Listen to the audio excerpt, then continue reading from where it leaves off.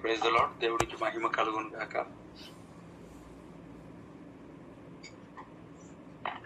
వాక్యాన్ని మనము చదువుదాం.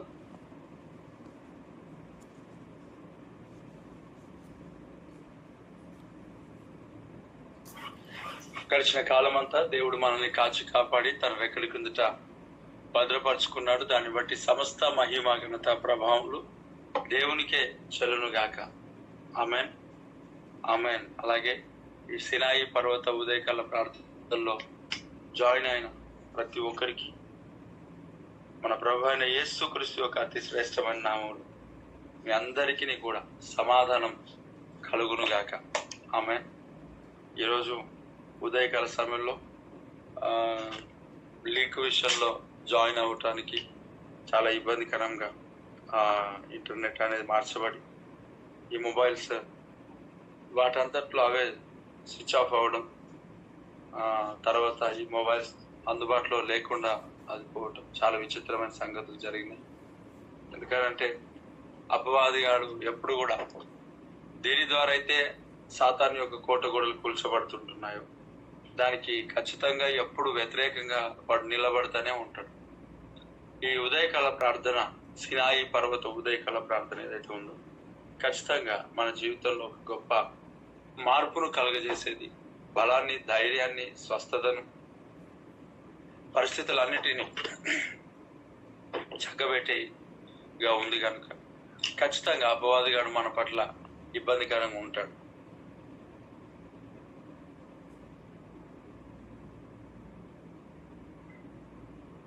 వాడు ఎప్పుడు దాడి చేస్తూనే ఉంటాడు కనుక మనము ఖచ్చితంగా ప్రార్థన చేస్తూ ముందుకు సాగాలి. మనము అపవాది తంత్రములను ఎరగని వారం కాదు. దేవునికి స్తోత్రం. వాక్యాన్ని మనం ధ్యానించేద్దాం. ప్రియులారా, ప్రార్థన పూర్వకంగా దేవుని సన్నిధిలో మనం గడపాలి. Praise the lord. 34వ కీర్తన. Thank you Jesus. Hallelujah. Praise the lord. 10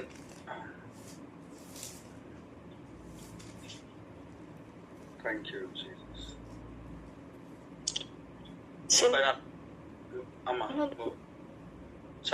సింహము పొలలు లేమి గలవై ఆకలి గొనులు, యెహోవాను ఆశ్రయించు వారికి ఏ మేలు కొదువై ఉండదు. Thank you Jesus.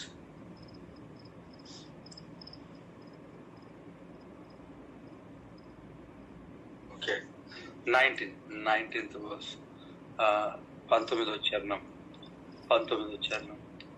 నీతిమంతునికి కలుగు ఆపదలు అనేకములు, వాటి అన్నిటిలో నుండి యెహోవా వారిని విడిపించు. దేవునికి స్తోత్రం. ఈ యొక్క వాక్యమును బట్టి సమస్త మహిమ ఘనత ప్రభావములు దేవునికి చెల్లును గాక. ఆమేన్. దేవుని యొక్క వాక్యంలో ఇక్కడ రాయబడిన మాట, నీతిమంతునికి కలుగు ఆపదలు అనేకములైనవి.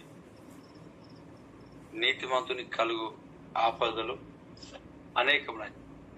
అంటే నీతిమంతులు ఎవరు అని అంటే అనేక సార్లు చెప్పారు. నీతిమంతులు లేడు, ఒక్కడు లేడు. కానీ నమ్మువారంట. ఏం నమ్మాలా? యేసుక్రీస్తు దేవుడు అని హృదయమందు విశ్వసించి నోటితో ఒప్పుకోవాలి, నమ్మాలి. అలాగే ఆయన వాక్యమును మనం నమ్మాలి, ఆయన వాగ్దానములను మనం నమ్మాలి. వాక్యాన్ని మనం నమ్మి మనం ముందుకు సాగాలి. అనగా బైబిల్లో రాయబడిన ప్రతి మాటలు మనం నమ్మాలి. దేవుడు మనతో మాట్లాడుతున్న ప్రతి మాటలు మనం నమ్మాలి. నమ్మువారు ఉచితముగా ఆయన కృపచేత ఏం చేయబడ్డారంట? నీతిమంతులుగా తీర్చబడ్డారు. ఆయన కృపచేత ఉచితముగా అంటే ఇప్పుడు నీతిమంతులముగా ఎవరు కనబడుతున్నారు అని అంటే యేసుక్రీస్తు ప్రభువు నమ్మిన వారుగా కనబడుతున్నారు. అయితే అనేక ప్రాంతాల్లో యేసు ప్రభు నమ్మినామని అనుకుంటూ వారి యొక్క ఇష్టానుసారంగా వారు సాగేవారు చాలా మంది ఉన్నారు. అంటే నమ్మినప్పుడు వారు పాటిస్తారు కదా, అంటే వాక్య ప్రకారమైన జీవితం అనేది వారితో ఉంటది కదా. ఒక మాటలో ఒక బిల్డింగ్ పై నుంచి ఒక వ్యక్తిని దూకుమాన్నాం అనుకోండి, కిందకి దూకకుండా నేను నమ్మినానంటే ఎట్లా దూకాలి కదా. నేను పట్టుకుంటాను, ఏం ప్రాబ్లం లేదు, దూకు అని అంటే నమ్మిన వాడు దూకుతాడు, నమ్మని వాడు దూకకుండా వెళ్ళిపోతాడు. అంటే మన జీవితాల్లో దేవుని మాటను మనం నమ్మినట్లయితే వాగ్దానములను, వాక్యములను, దేవుని యొక్క బైబిల్లో ఏదైతే దేవుడి వాక్యం మనతో మాట్లాడుతున్నాడో ప్రతిదీ మనం పాటిస్తాం. మనకు తెలిసినంత వరకు మన ప్రయత్నములన్నిటిని కూడా పాటించడానికి ప్రయత్నం చేస్తూ పాటిస్తాం. కాబట్టి నమ్మువాడు దేవుని వాక్యాన్ని పాటిస్తాడు. అయితే ఉచితముగా ఆ నమ్మినవాడంట నీతిమంతునిగా తీర్చబడుతున్నాడు. ఆయన వాక్యంలో అనేక విషయాలు నమ్మాలి. ఒకటి, తల్లిదండ్రులను సన్మానించమని వాక్యం చెప్తాడు. బైబిల్లో పిల్లలకు కోపం రేపక అనే వాక్యం చెప్తాం. అలాగే భార్యను ప్రేమించమని వాక్యం చెప్తాం. అలాగే భర్తకు లోబడమని వాక్యం చెప్తాం. నిన్ను వాళ్ళని పొరుగు వారిని ప్రేమించమని వాక్యం చెప్తాం. ఇలా అనేకమైన వాక్యాలు చెప్పాయి, అనేక వాగ్దానాలు. అదే సమయంలో నమ్మిన వాడు ఏం చేస్తాడనంటే బాప్తిజం పొందుతాడు. నమ్మి బాప్తిజం పొందిన వాడు రక్షింపబడు. ఎస్, అనేకులు ఇంకా యేసుప్రభువును నమ్మినామనుకుంటూ బాప్తిజం పొందలేరు. ఎందుకు వారు బాప్తిజం పొందలేరు అంటే ఒకరికి ఒక్కొక్క విధానంలో ఆటంకాలు. లోతులు అనేవారు వెంబడిస్తున్నారు. ఒకరికేమో లవ్ స్టోరీ ఉంది, ఆ స్టోరీని బట్టి వారు రక్షణలోనికి రావట్లేదు.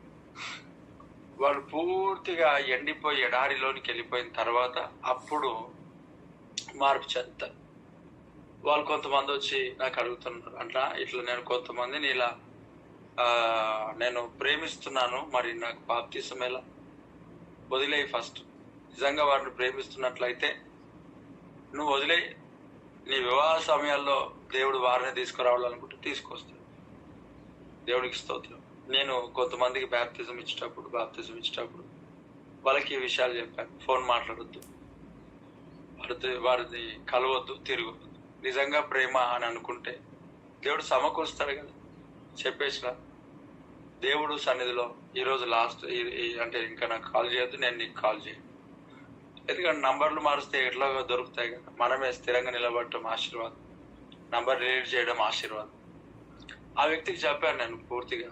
కొంతమందికి వాళ్ళు ఏం చేశారని అంటే కొంతమంది వెనకకి పోయినారు, కొంతమంది నేను చెప్పిన విధంగా నడుచుకున్నాను.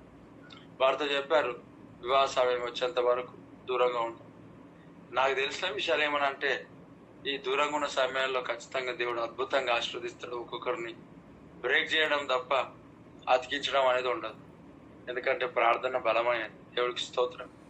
అలా కొంతమందికి చెప్పినప్పుడు వాళ్ళు వాళ్ళ యొక్క జీవితాల్లో ఏదైతే ప్రేమ అనుకొని నటనలో, మోహము చూపులో, మోహములో, కోరికలలో మునిగి తేలుతున్న వారు ఎవరైతే ఉన్నారో విడుదల పొందారు, బాప్తిసం పొందారు.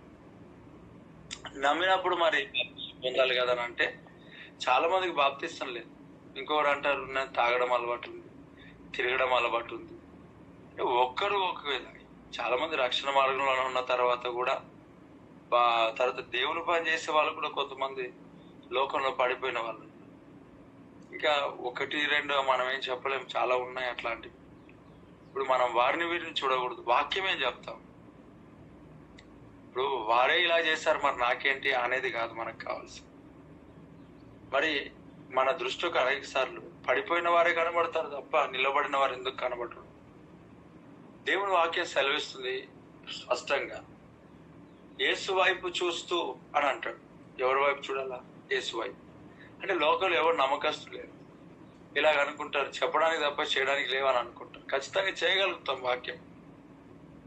కొన్ని సందర్భాలు కొంతమంది అంటారు నువ్వు చేయట్లేదని. వాళ్ళకి తెలియదు మనం చేస్తున్నది చేయది మనకు తెలుసు కదా. కాబట్టి చేయాలి 100%. యథార్థత అనేది కావాలి. చాలా మంది జీవితాల్లో బాప్తిసం అనేది లేదు, రక్షణ అనేది లేదు, మారు మనసు అనేది లేదు. మరి చచ్చిపోతే ఎక్కడికి వెళ్తారు వీళ్ళు? ప్రభు రాకడ బహు సమీపంగా ఉంది. ఇంకొంతమంది షార్ట్స్ లో మునిగి తేలుతా ఉన్నారు, రీల్స్ లో మునిగి తేలుతా ఉన్నారు, బాప్తిసం లేదు. ఇంకొంతమంది అనుకుంటున్నారు బాప్తిసం పొందగానే మేము ఖర్చు వేసినాం, బస్సులో సీట్ మాకు కన్ఫర్మ్ అయిపోయింది.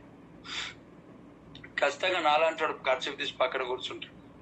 కొన్ని సందర్భాల్లో వేసిన ఖర్చుతో సీట్లు దూర్చేవాడు నాలాంటి వాడు ఉంటాడు, లేకపోతే కింద పడేసేవాడు కూడా ఉంటాడు. నాలాంటి వాడు ఖర్చు సీట్ పైన చూసి కిటికీల నుంచి బయటకు వేసేసి వచ్చిన తర్వాత ఏమో నాకు తెలియదు అని చెప్పేవాడు కూడా ఉంటాడు కదా. కాబట్టి ఇది బాప్తిసం తీసుకున్న తర్వాత ఇష్టానుసారంగా జీవిస్తే చచ్చిపోతే పరలోకం పోతాం అనే దానికి అసలు లేదు. వాక్యం నమ్మే అని అంటాడు కదా, నమ్మాల. ఏమంటది వాక్యం? సమయాన్ని వృధా చేసుకోవద్దు, నువ్వు సమయాన్ని పోనీక సద్వినియోగం చేసుకో అంటాడు. అజ్ఞానంలో వల్ల కాక జ్ఞానంలో వల్లే ఉండాలంటాడు. అంటే దేవుని మనం నమ్మినప్పుడు ఈ వాక్యాన్ని కూడా మనం పాటిస్తాం. సమయాన్ని వృధా చేయం. ఎంతో మంది జీవితాల్లో మొబైల్స్ లో సమయాన్ని వృధా చేసుకుంటున్నారు. వీళ్ళు పరలోక రాజ్యం అస్సలు పోరు. ఇప్పుడు భూలోక రాజ్యంలోనే సరిగ్గా లేనప్పుడు పరలోక రాజ్యంలో ఎలా వెళ్తారు? పరిశుద్ధత లేకుండా ప్రభు దగ్గరికి ఎవడు వెళ్ళలేడంట. పరిశుద్ధత అవసరం. మన పరిశుద్ధత దేవుని సన్నిధిలో, మన పరిశుద్ధత దేవుని పరిశుద్ధత పైన ఆధారం చేసుకొని ఉంటుంది. కాబట్టి పరిశుద్ధత లేకుండా ప్రభు సన్నిధికి వెళ్ళలేం. ఇలాగా ఇన్ని లోక సంబంధమైన ఆలోచనలు పెట్టుకుంటే మనం పైకి ఎగరలేం కదా. ఇక్కడ వాక్యంలో చెప్తా ఉన్నాడు, నమ్మి బాప్తిసం పొందాలి. మరి వీటన్నిటి నమ్మాలి. వదిలిపెట్టుకోవాలంటే వదిలిపెట్టుకోవాలి. అలాగైతే కుదరదంటే ఖచ్చితంగా నువ్వు పరలోక రాజ్యం వెళ్ళావు.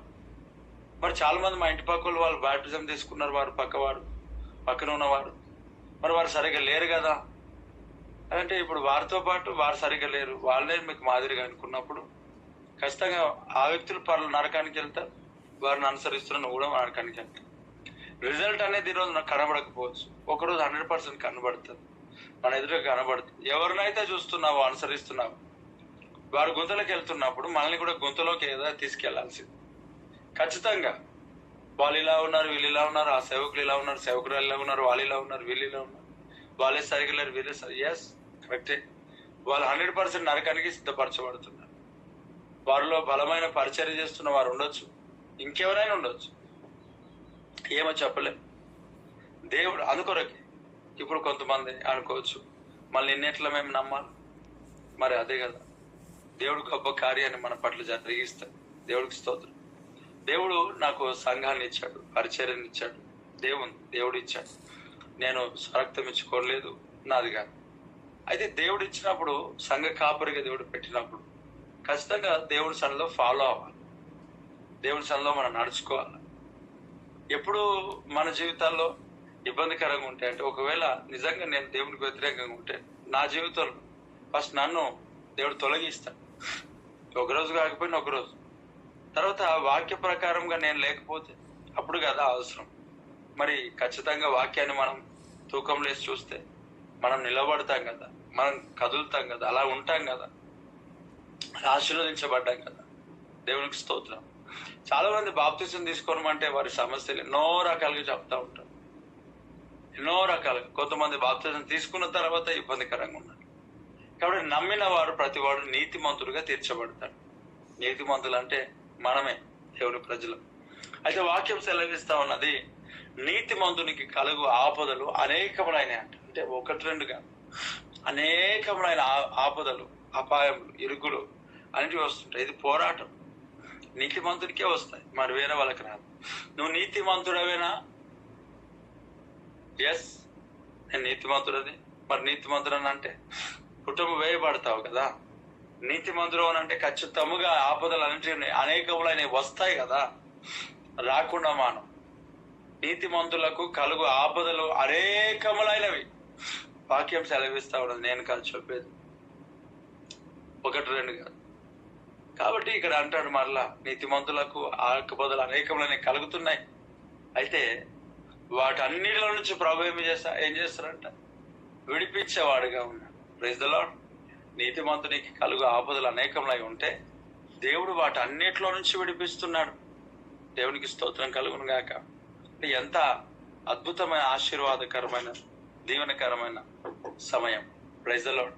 దేవుడు అన్నిటి నుంచి విడిపిస్తాడంట, అన్నిటి నుంచి దేవుడు విడిపిస్తాడు.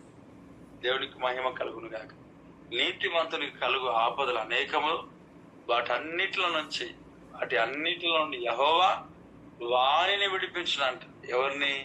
నీతిమంతులు అనబడుతున్నవాడు, నమ్మి బాప్తిసం పొందినవాడు. Praise the lord.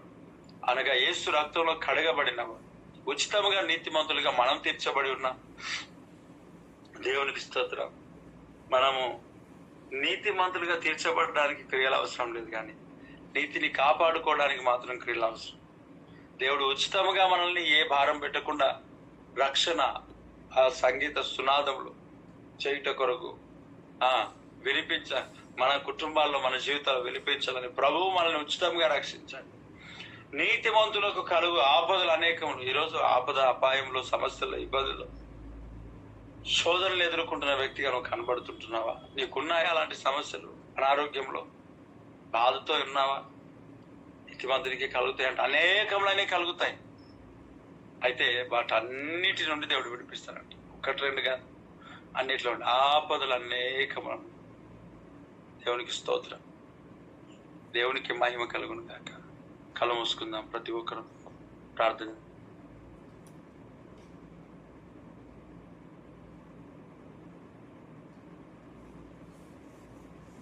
అందరూ కలిసి ప్రార్థన చేద్దాం. నీతిమంతుని కలుగు ఆపదలు అనేకములు, కానీ వాటన్నిటిలో నుంచి దేవుడు విడిపిస్తాడంట. వాటన్నిటిలో నుంచి దేవుడు విడిపిస్తాడు నీ జీవితాన్ని. భయపడదు.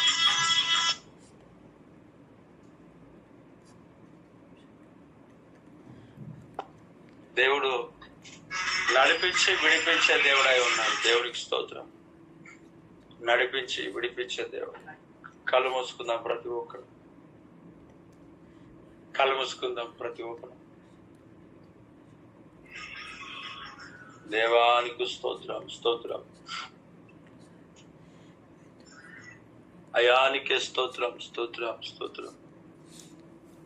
కళ్ళు మూసుకొని ప్రార్థన చేద్దాం. కొద్దిసేపు ప్రార్థనలో ఉందా? దేవా స్తోత్రం, స్తోత్రం, స్తోత్రం,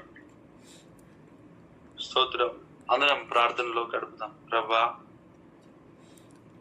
మమ్మల్ని నీతిమంతులుగా చేర్చినందుకు వందనాలు తండ్రి.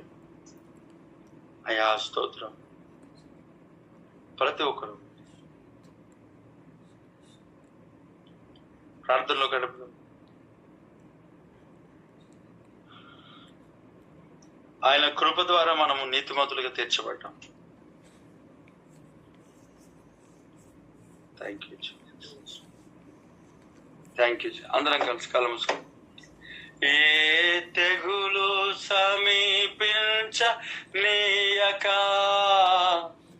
ఏ కీడైన దరిచేరనీయక,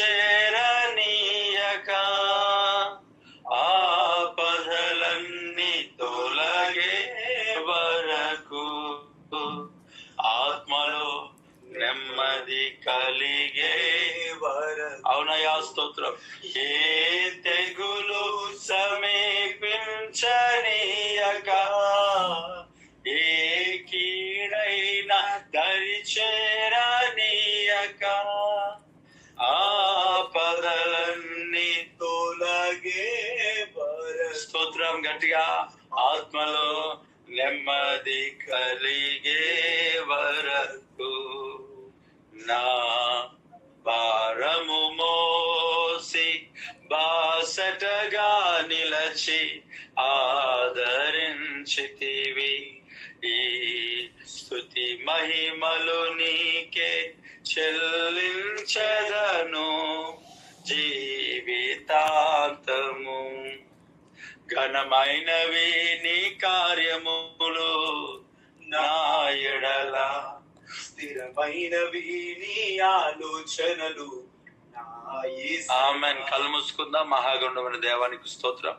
ఈ వాక్యం ప్రతి బిడ్డ జీవితంలో ఫలభరితంగా మార్చి ఆశ్చర్యకరంగా నిలబెట్టు. అన్ని విషయాల్లో మీరే తొలగొని నడిపించమని, గొప్ప కార్యాలు జరిగించమని, దుర్వార్తలు తొలగించు. ఈరోజు ప్రతి ఒక్కరిని మీరు దర్శించు. ఈ యొక్క సినాయి పర్వత ఉదయకాల ప్రార్థనలో జాయిన్ అయిన ప్రతి ఒక్కరిని మీరే దర్శించి, బలపరిచి, విడిపించి, గొప్ప చేసి, రాకడకై సిద్ధపరిచి నిలబెట్టమని, దేవా క్షేమంతో అభివృద్ధితో నింపమని, ఈరోజు జరుగుతున్న నెహెమియా ఫాస్టింగ్ ప్రేయర్లో గొప్ప కార్యాలు జరిగించమని, అనేక ప్రజలను దర్శించమని తండ్రి ముందున సమయాన్ని మీ చేతికి అప్పగిస్తూ నీకే మహిమ ఘనత ప్రభుత్వం చూపిస్తూ స్తుతిస్తూ ప్రార్థిస్తున్నాను. ప్రియ పరలోకపు తండ్రి,